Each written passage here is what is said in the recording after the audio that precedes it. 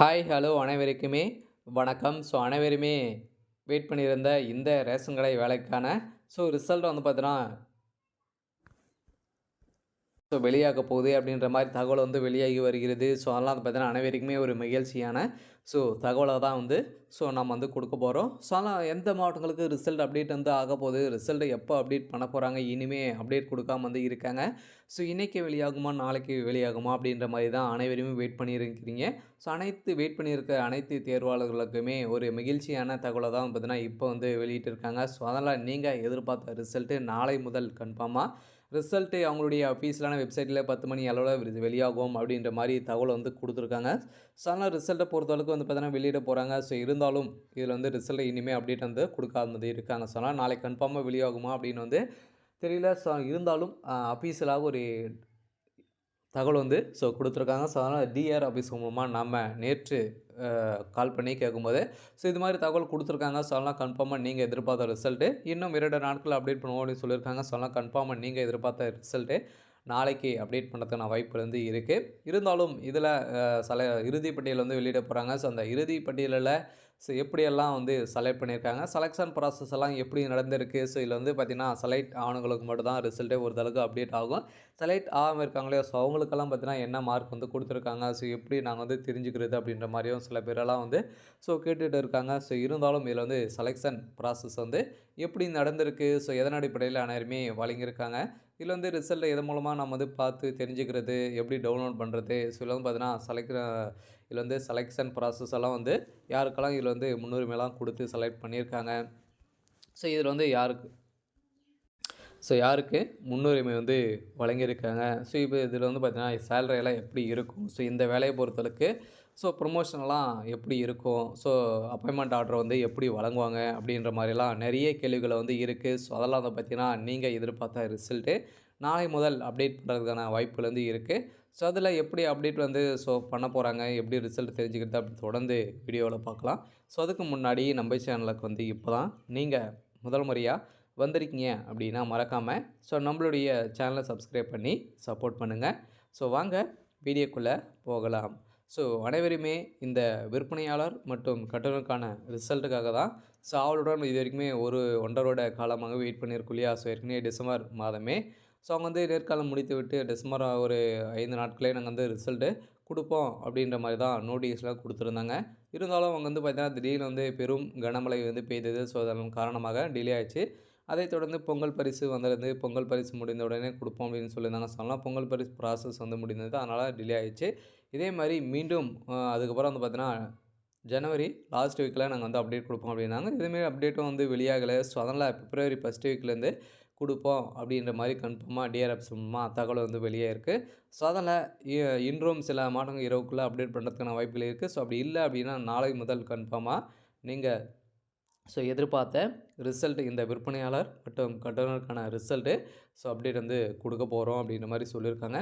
இருந்தாலும் இனிமே சில மாவட்டங்களுக்கு நேர்காணலே வந்து முடிக்காம வந்து இருக்காங்க. அந்த மாவட்டங்களுக்கு எப்ப நேர்காணல் நடக்கும் அப்டின்னா, அவங்களுக்கு பிப்ரவரி 5ஆம் தேதிக்கு மேல வந்து பார்த்தீங்கன்னா, அவங்களுக்கு வந்து நேர்காணல் நடத்தப்படும் அப்டின்ற மாரி தான் அறிவிப்பு வந்து குடுத்துருக்காங்க. அதனால அனைவருக்குமே ஒரு மகிழ்ச்சியான தகவல் தான் குடுத்துருக்காங்க. அதனால அந்த மாவட்டங்களுக்கு நடத்தப்படும்.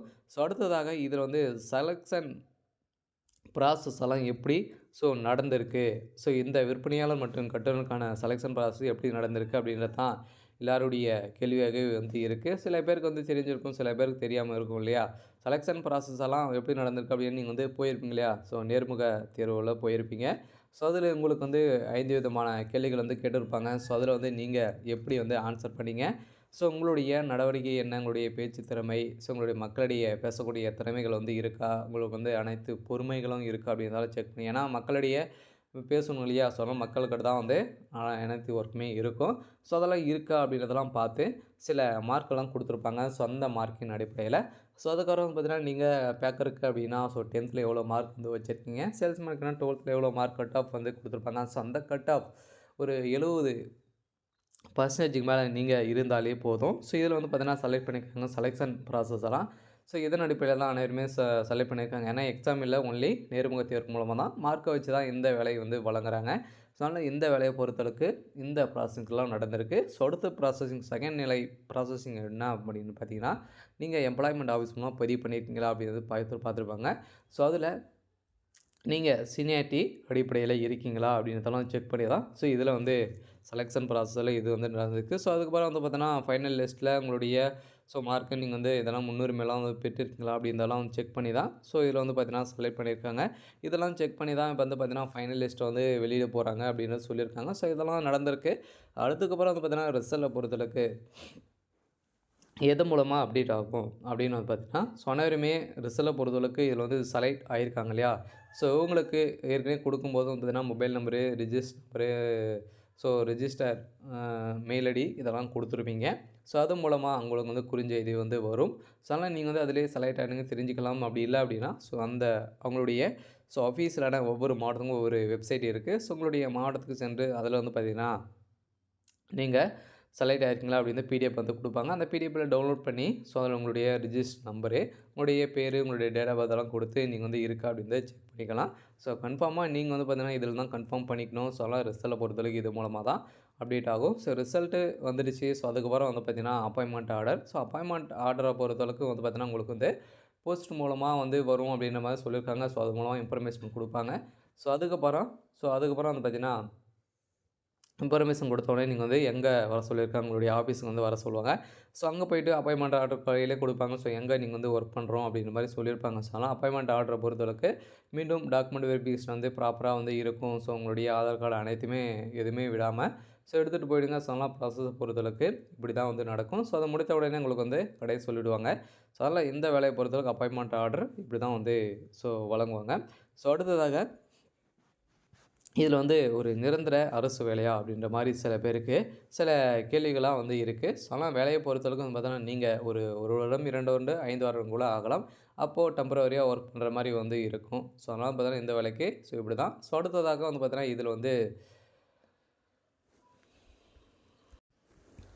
ஸோ ப்ரமோஷனலாம் எப்படி இருக்கும் இந்த வேலையில் அப்படின்னா, ப்ரமோஷனை பொறுத்தளவுக்கு நீங்கள் வந்து 10 வருடங்காலம் வந்து நீங்கள் வந்து ஒர்க் பண்ணுற மாதிரி வந்து இருக்கும். ஸோ அதனால் வந்து பார்த்தீங்கன்னா லீவு எதுவுமே போடாமல் வந்து நீங்கள் வந்து ஒர்க் பண்ணுற மாதிரி வந்து இருக்கும். ஸோ அதெல்லாம் வந்து பார்த்தீங்கன்னா இதில் வந்து அவங்களாம் இருந்தீங்க அப்படின்னா உங்களுக்கு வந்து ப்ரமோஷனை பொறுத்தளவுக்கு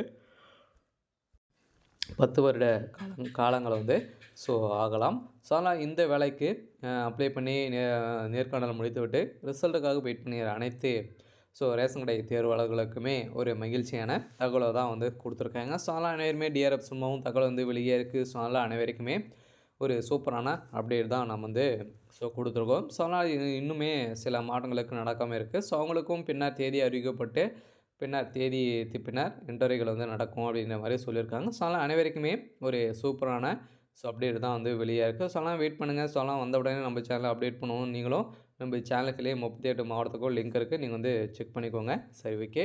ஸோ எனக்கான அப்டேட் வந்து இதுதான். ஸோ மறக்காமல் நம்மளுடைய சேனலை சப்ஸ்கிரைப் பண்ணி சப்போர்ட் பண்ணுங்கள். தேங்க்யூ.